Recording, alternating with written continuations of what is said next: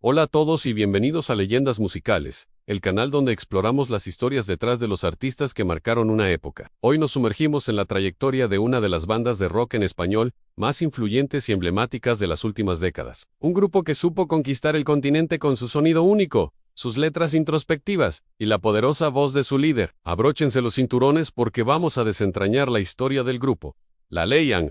Nuestra historia comienza en Santiago de Chile, a finales de los años 80, un joven tecladista y guitarrista llamado Andrés Bob, que ya venía de proyectos como Aparato Raro, tenía una visión clara: crear una banda con un sonido new wave y post-punk, inspirado en gigantes como The Cure U2 y The Smiths, pero con una identidad propia y en español. Junto al tecladista Rodrigo Aboitiz, funda el grupo. El nombre, La Ley, surge casi como una broma interna, una ironía sobre la rigidez de la época. Para encontrar la voz que daría vida a sus composiciones, publicaron un anuncio en el periódico. A ese llamado respondieron varios aspirantes, entre ellos, una joven cantante llamada Sia Arbulú. Con ella grabaron su primer material, un EP que incluía canciones como Solo un juego. Sin embargo, la química no terminó de cuajar, y Sia dejó el grupo al poco tiempo. La búsqueda de un vocalista continuaba, y el destino estaba a punto de jugar su carta más importante. Fue entonces cuando apareció en escena un joven de aspecto magnético y con una voz que parecía destinada a grandes cosas. Su nombre era Alberto Beto Cuevas. Beto, que había vivido parte de su adolescencia en Venezuela y Canadá, regresó a Chile con una perspectiva musical muy amplia. Se presentó a la audición, y desde el primer momento, Andrés Bob supo que había encontrado la pieza que faltaba. Junto a Beto, el bajista Luciano Rojas y el baterista Mauricio Clavería, la formación clásica de La Ley estaba casi completa. En 1989, lanzan su primer álbum oficial, Desiertos. Este disco, aunque hoy es una pieza de culto, tuvo una distribución muy limitada, y pasó algo desapercibido en su momento. Mostraba a una banda en plena formación de su identidad, con un sonido oscuro y denso. Canciones como Desiertos o ¿Qué va a suceder? Ya dejaban entrever el potencial poético y melódico del grupo, pero el gran público chileno aún no estaba preparado. El verdadero despegue llegaría en 1991, con su segundo álbum, Doble Opuesto. Producido por ellos mismos, este disco fue un punto de inflexión. El sonido se pulió, volviéndose más accesible y radial sin perder su esencia. El álbum incluía una versión en español de Angie de los Rolling Stones, que se convirtió en un éxito inmediato y les abrió las puertas de las radios. Pero fue el sencillo Prisioneros de la Piel el que los consolidó. Su videoclip, con una estética muy cuidada, rotó constantemente en MTV Latino, convirtiéndolos en estrellas a nivel nacional. La Ley ya no era una promesa, era una realidad. Con el éxito en Chile asegurado, la banda puso su mira en el resto del continente. En 1993, lanzan el álbum homónimo, La Ley. Este disco es considerado por muchos como su obra cumbre de la primera etapa, con un sonido más rockero y potente. Canciones como Tejedores de Ilusión y Autorruta, Feel the Winds of the Jihua, y se convirtieron en himnos generacionales. El video de Tejedores de Ilusión, con su atmósfera onírica y simbólica, es un ícono de la época. El álbum les permitió iniciar una extensa gira por Latinoamérica, especialmente por México, un país que los adoptaría como propios y que se convertiría en su segunda casa y centro de operaciones. Justo cuando estaban en la cima de la popularidad y a punto de dar el siguiente gran paso, la tragedia golpeó al grupo de la manera más cruel. El 10 de abril de 1994, Andrés Bob, el fundador, el visionario, el alma creativa de la banda, falleció en un accidente de motocicleta. Tenía solo 32 años. El golpe fue devastador, no solo para la banda, sino para toda la escena musical chilena. Parecía el fin de La Ley al perder a su líder y principal compositor. Dejó al grupo en un limbo de dolor e incertidumbre. En medio del duelo, los miembros restantes se enfrentaron a una decisión imposible: disolver la banda o continuar en honor a Andrés. Impulsados por el deseo de mantener vivo su legado, decidieron seguir adelante. Para llenar el vacío que dejó Bob, reclutaron al talentoso guitarrista Pedro Frugón, quien ya había colaborado con ellos. Su llegada no buscaba reemplazar a Andrés, sino aportar una nueva energía y un sonido diferente para esta nueva etapa. El primer desafío era crear un disco sin su principal motor creativo. El resultado fue Invisible, lanzado en 1995.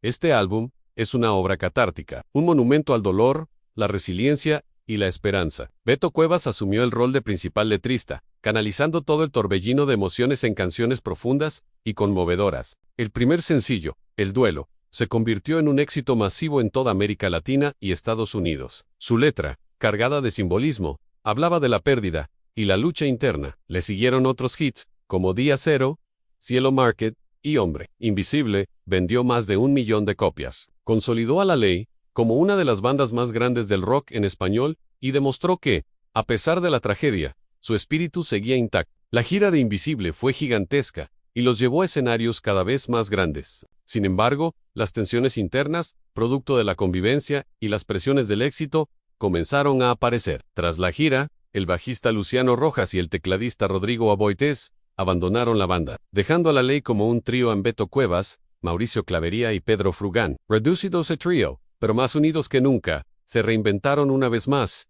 En 1998 lanzaron Vértigo. Este álbum representó un cambio radical en su sonido, incorporando elementos de música electrónica, industrial y programaciones. Fue un disco arriesgado y experimental, que desconcertó a una parte de sus seguidores más tradicionales. Sencillos como Ciertos Civilizados o Vi mostraban una faceta más bailable y sintética. Aunque comercialmente no alcanzó las cifras de Invisible, Vértigo es hoy valorado como un trabajo valiente y adelantado a su tiempo, que demostraba la inquietud artística de la banda por no repetirse. Después del experimento de Vértigo, La Ley decidió volver a un sonido más orgánico y directo, pero sin abandonar la sofisticación. En el año 2000, publican Uno. Este álbum fue la síntesis perfecta de todas sus etapas la energía rockera, las melodías pop y la profundidad lírica. El disco fue un éxito rotundo, gracias a canciones inmortales como Aquí, Fuera de mí y Eternidad. Uno no solo los reconcilió con su público, sino que los llevó a la cima del reconocimiento internacional. En 2001, La Ley hizo historia al ganar el premio Grammy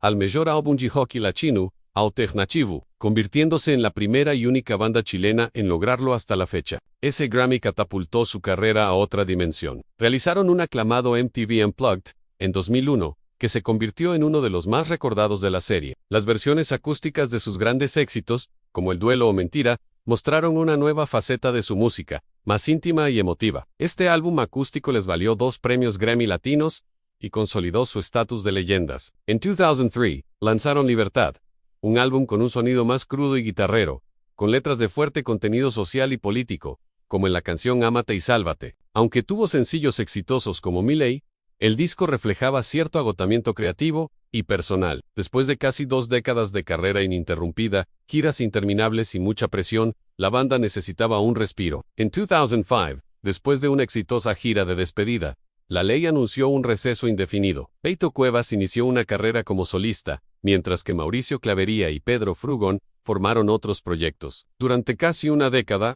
el regreso de La Ley parecía una utopía. Los fanáticos mantenían la esperanza, pero el tiempo pasaba. La sorpresa llegó en 2014, y La Ley anunció su regreso con la formación de trío para una presentación en el Festival de Viña del Mar.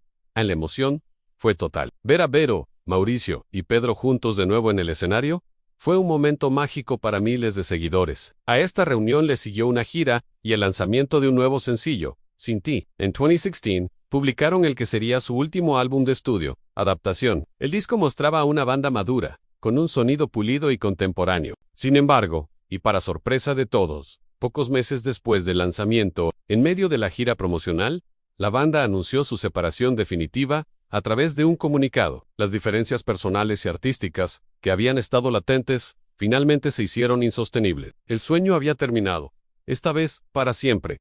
Hoy, el legado de La Ley es innegable. Fueron pioneros en llevar el rock chileno a una escala global. Rompieron barreras, conquistaron mercados y ganaron los premios más importantes de la industria. Pero más allá de los galardones, su verdadera huella está en sus canciones, composiciones que acompañaron a toda una generación, que hablaron de amor, de pérdida, de búsqueda y de resiliencia. La Ley fue la banda sonora de la vida de millones de personas, desde sus inicios oscuros y New Wave, pasando por la explosión pop rock, la reinvención electrónica y la consagración global. La historia de La Ley es una montaña rusa de éxitos, tragedias y renacimientos. Una leyenda musical que, aunque ya no esté activa, sigue sonando fuerte en la memoria colectiva de toda Latinoamérica. Gracias por acompañarnos en este viaje por la historia del grupo La Ley.